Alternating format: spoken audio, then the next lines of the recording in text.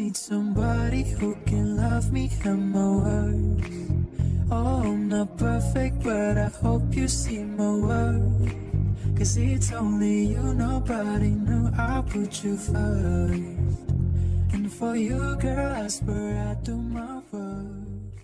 Are you writing your first book? Here are 4 ways not to start off your book. Having a character wake up. We know teenagers have a hard time getting out of bed and going to school. Move on. Backstory. Backstory is great to sprinkle out throughout your story, not to dump on your reader at the very beginning. Not introducing your main character right away.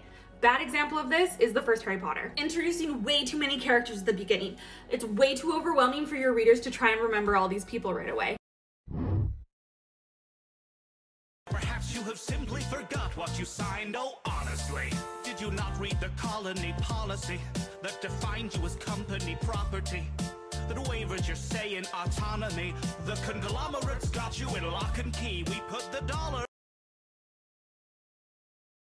In your first book, here's a list of legit physical flaws that you can give your character that people can relate to. You don't have to make a big deal of it at all. It can be a little annoyance that your character mentions maybe once or twice, but it will be so real for your reader. Sweaty, acne, crooked teeth, unwanted hair, nose hairs, smelly feet, dry lips, dandruff, dry skin, patchy skin, dark circles under their eyes, short eyelashes, stubby fingers, easily red skin, the list can go on.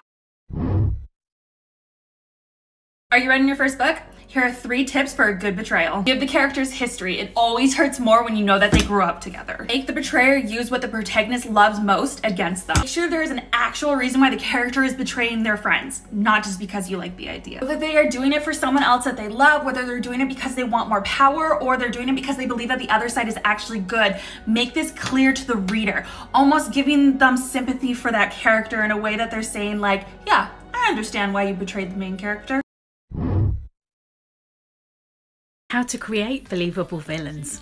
The biggest mistake new writers make when doing this is forgetting that this should be a human being, a well-rounded 3-dimensional person, and not just a role in the story. Your villain should have light and shade, not just darkness.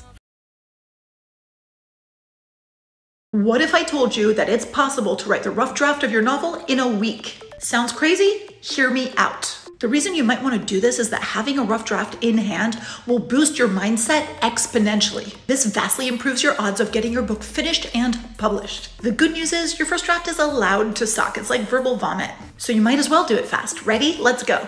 Day 1, think of your general plot and jot down the 5 W's. Who, what, why, where, when.